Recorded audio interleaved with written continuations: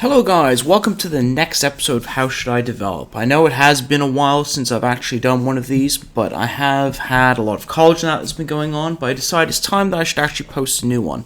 I'm going to admit I can't remember who I got this this player from, but I still had one left over from before, and I thought I should do a How Should I Develop, just so you can, might not necessarily be applicable to the person who sent it in, but it might give you an idea anyway.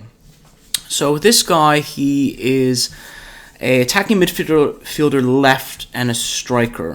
He can also play on the right as well, and he's either footed, so that could work. Obviously, that'd be dependent on your tactic and also what position you need the most at. If you need a right winger more than a left winger, you could always train him as a right winger, and it wouldn't be too much of an issue. So one of the main things that I noticed with this is if you're going to play him as an attacking midfielder, he's going to need to work on his dribbling. Although he has very good agility and balance and pace, if he can't dribble the ball, he'll just run up to somebody and a fullback or maybe one of the wingers will just take the ball off of him and will stop the attack. So although he is only 17, I'd probably start working on his technical skills of dribbling for now and get that improved. Another thing that would be worthwhile considering would be passing. His passing isn't great, and he might not always cross the ball, so you'd want him to have the ability to actually do a really good pass to either a striker. That is if you're going to do him in an attacking midfielder role.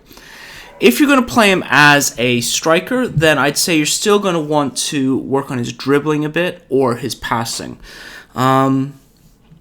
If you're not worried so much about him playing as a poacher role and more of a creative type player, then passing would be beneficial, but it's quite low at the moment, so I don't know how high you'd be able to get it. I'd probably say it would top out maybe 12 or 13. And the thing is as well is he doesn't really have the vision or the flair to be able to be a very good creative type support striker.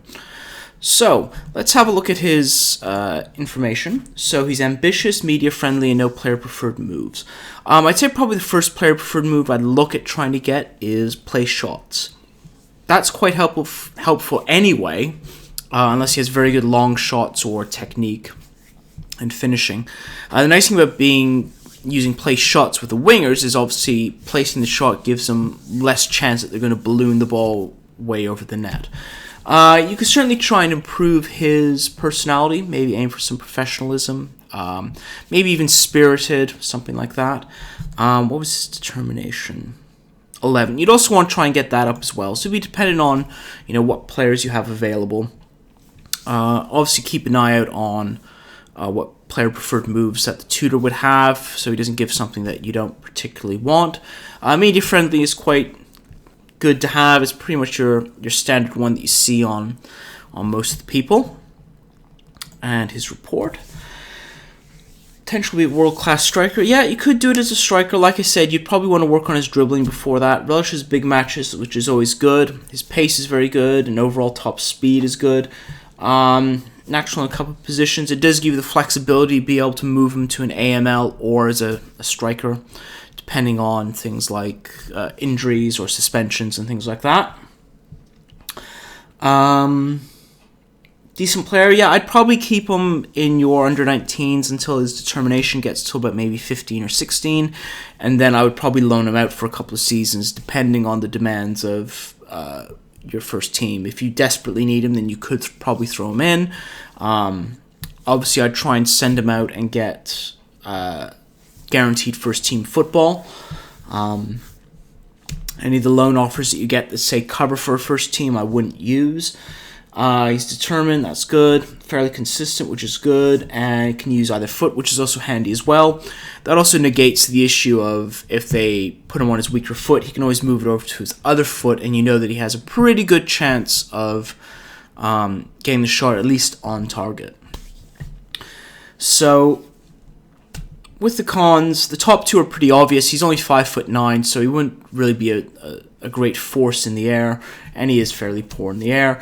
Competitive streak, which can occasionally lead him to bending the rules. It's not terrible. I'd just maybe keep an eye on it. You might, if he gets a lot of yellow cards during the game, you might want to tell him to calm down through the team talk, just so he doesn't get sent off.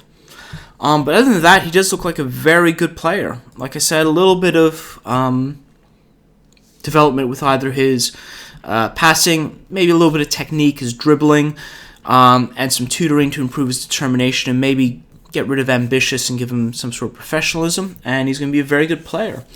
I hope you enjoyed this. Like I said, if you do have any more people that you want me to do How Should I Develop videos on, by all means just add them to one of the comments below and I'll get to it as soon as I can. Don't forget, you can also follow me on Twitch as well. You can follow me there and follow me here on YouTube. And I will see you guys later.